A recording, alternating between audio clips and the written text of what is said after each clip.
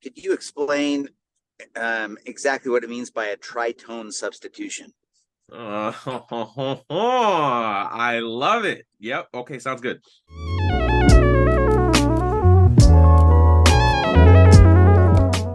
Let's take like a regular 2/5 first. So let's say that we're in the key of C, or really any key for that matter, and we have a 2/5/1. So we have D minor 7, G7, C major 7.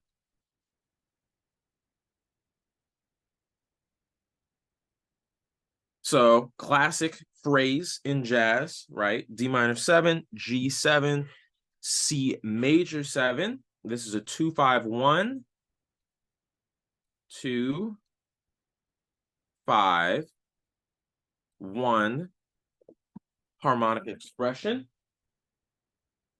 which would sound like this.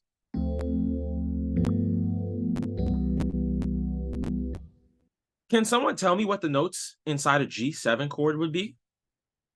Like what is it? What is a G7 made up of?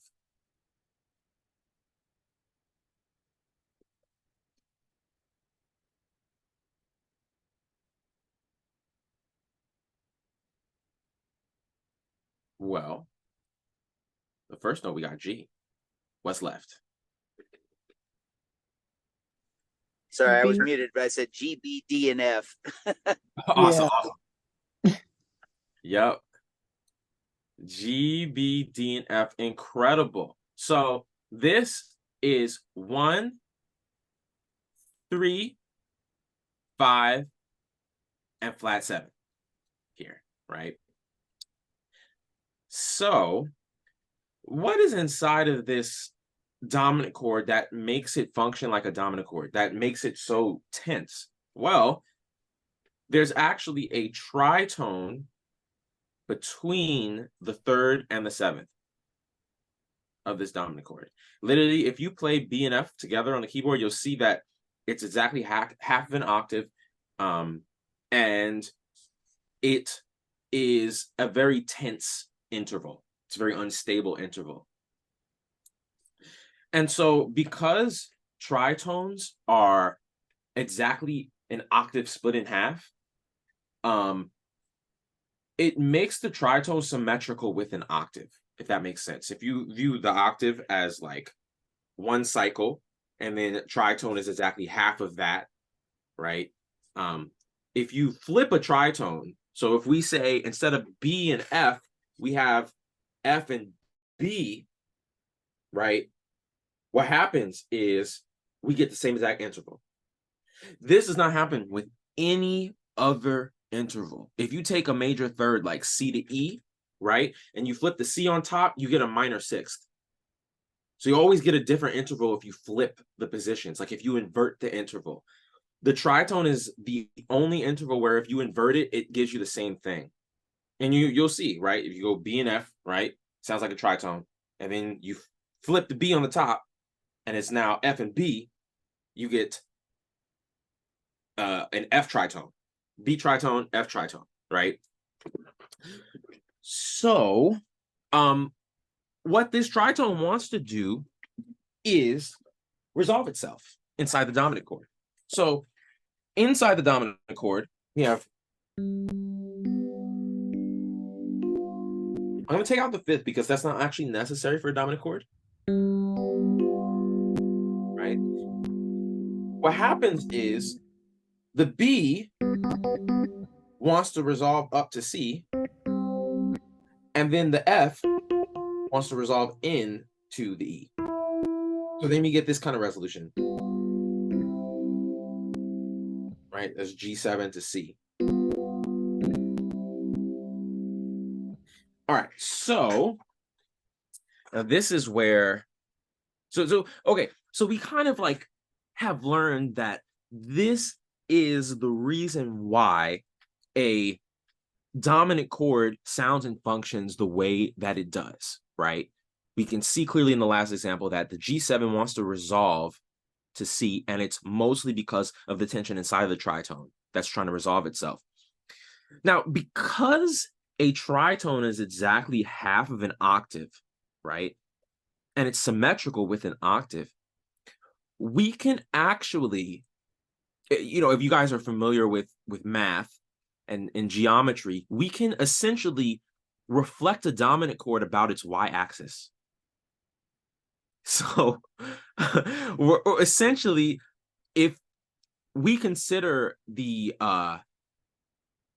tritone, the staple, the thing that isn't moving, right? We can flip the rest of the chord around the tritone and keep the same tritone. So let me explain this. Let's say I take a dominant chord that is a tritone away from G7. So what's a tritone away from G7? D flat. Okay. So if I take a D flat 7 chord, what is in a D flat 7? Can anyone tell me what's in D flat 7? Oh, D flat is the first note. What are the last three?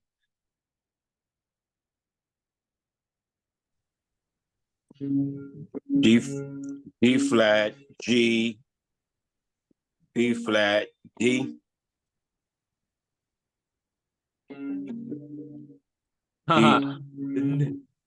No, D. so that's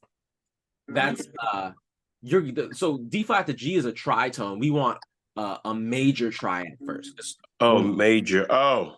Mhm. So it should be F. A. Mhm. I'm not in front of my keyboard, so I'm just Yep. Yeah. You got it. You got it. A flat, and then flat 7 should be. Would that be B?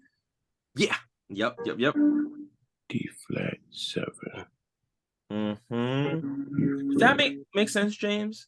In terms of why this is a D flat 7, we have a D flat major triad here. Okay. And then we have a flat 7th on top. Oh, okay. Okay. Okay. Yeah. Okay. Okay. I was trying to do D flat major 7. So is that a D flat major 7? So No. D flat major 7 would have a C in the 4th space here. So it would be D flat, F, A flat, C. Okay. Okay, I'll look at that. But yeah, we got a major triad here and then a flat 7 on top of it. Okay. So if we have these chord tones 1, 3, 5, and flat 7, looky there. What do we have here? F and B. What? So it's a tritone between F and B, but it's like switched places relative to the G7. So what has happened here is I've taken two dominant chords that are a tritone away from each other, G7 and D flat 7, and they end up containing the same exact tritone. And what is the key ingredient inside the dominant chord that makes it resolve the way it does? The tritone. So if you have a dominant chord that has the same tritone, two dominant chords have the same tritone as each other, they have the same resolution tendency.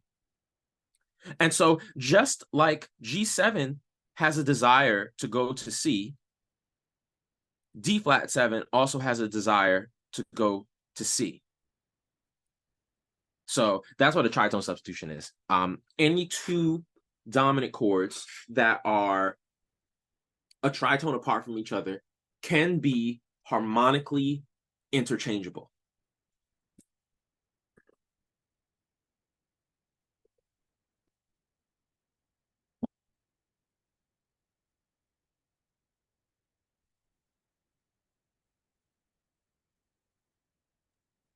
I have a question. Mm-hmm. I get when you like when we're on the green where it says G, B, D, F. Mm-hmm. But when you mention the D flat 7, you just pick that out as an example? I just don't know the relationship between with G. It's Sure. Yep. So essentially, a G7 and a D flat 7 are a tritone away from each other, as in they literally are 6 half steps away from each other. So what this principle is saying is that any two dominant chords that are 6 half steps away from each other can be harmonically substituted with each other and create the same harmonic effect. Ooh, okay, got it. Okay. Mm-hmm. Oh, I must have explained that one good because that sounded like a eureka moment. Awesome. Alec, do you mind playing an example of this, like the regular and then the tritone? Because I think this has made sense for me, and I know you've explained tritone substitution so many times, but I'm getting it now. So I would just like to hear it. Yeah.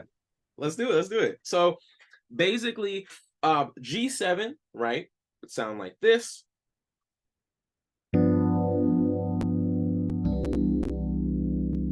That's G7 to C major 7. Versus D flat 7. You know what? Maybe I should use a more like root position type example. How should I do it? I'll do it root position first, and then maybe I'll voice lead afterwards. So G7, C major 7. No voice leading. D flat 7 to C major 7.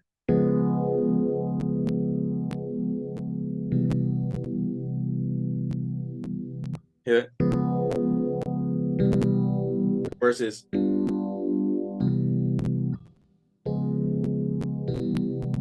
now they sound a little different here in this situation because number one, I'm not voice leading them. And number two, tritone substitutions sound particularly not good if you do not voice lead them. So it's like one of those techniques where it's like when Apple sells you the iPhone, but they don't give you a charger with it. But all the rest of the phones come with chargers. Like when it comes to this particular type of chord, you need to actually buy the add-on items for it to sound good, which is the voice leading, you know? So if I were to voice lead this, which is, I know, right? It's funny. If I were to voice lead this with G7 going to C major 7 and then D flat 7 going to C major 7, it'll sound like this.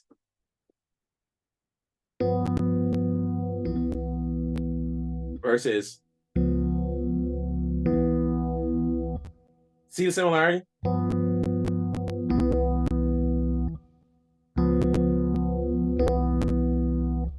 It's really like, it's basically the same innards of the chord, but it's just a different bass note. And tritone substitutions also will be located a half step above the resolution chord rather than a fifth above. So this is where the dominant would be going down to C. And then this is where the tritone sub would be going down to C. So 2-5-1 versus 2 sub 5-1.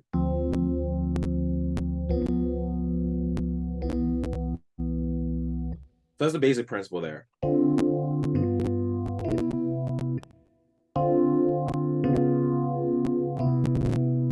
See what's happening there? Now, when it's just guide tones, they sound really, really similar.